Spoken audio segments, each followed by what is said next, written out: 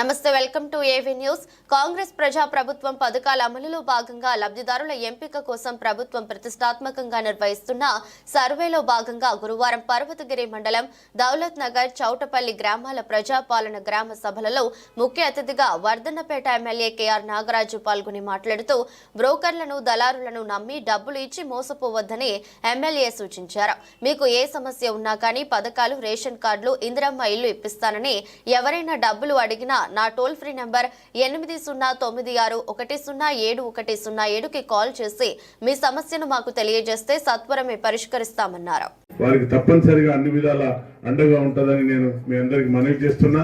ఇందిరమ్మ ఇండ్లు ఇప్పుడు ఎక్కడైతే ఇక్కడ డిక్లేర్ అయినాయో 120 మంది పేర్లను గుర్తించడం జరిగింది. ఎవరిదన్నా రాకున్నా కూడా ఎవరు కూడా రాలేదు అని నిరుత్సాహపడకండి, ఆందోళన చెందకండి.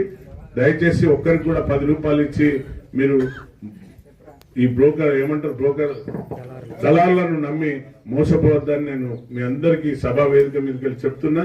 ఇది నా హామీ. నా ఇందిరమ్మ కమిటీ వాళ్ళు ఒక్కరు కూడా ఒక 10 రూపాయలు తీసుకోకుండా మీకు ముందుండి పనిచేసి ఎవరికి ఇల్లు లేదు, నిరుపేదలు ఎవరైతే అర్హులు ఉన్నారో వాళ్ళందరినీ కూడా చాలా అపోహలు ఉన్నాయి. ఏదో బీఆర్ఎస్ నాయకు పిల్ల వాళ్ళు పెట్టుకున్న వాళ్ళకే వచ్చిందనే ఒక తప్పుడు అపోహలు ఉన్నాయి. అలాంటి అపోహలకు పోకండి.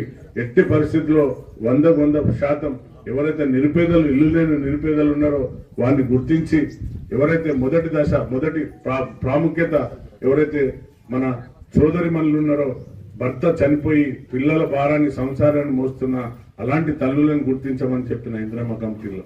అలాగే ఎవరైతే భర్త వదిలిపెట్టి ఆ అమ్మ ఆ పిల్లను పట్టుకొని సాగుతుందో, భర్త వదిలిపెట్టిన అతన్ని గుర్తించమన్నా. అలాగే ఎవరైతే మొగ కాదు ఆడగా పుట్టిన అమ్మాయి ఉంటది, ట్రాన్స్జెండర్ అంటారు తెలుగులో,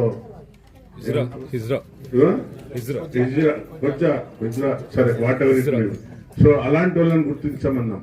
అలాగే ఎవరైతే తల్లిదండ్రులను సాధకుండా పెళ్ళైనాక తల్లిదండ్రులను పట్టించుకోకుండా ఉన్న పెద్ద నిరుపేద మనుషులను చూసి ఈ 4 ప్రయారిటీలు తీసుకొని ఇండ్లను సెలెక్ట్ చేద్దామని అందరు ఇందిరమ్మ కమిటీ సభ్యులకు సూచనలు చేయడం జరిగింది. ప్రభుత్వం కూడా అదే ఆదేశాలు ఇచ్చింది.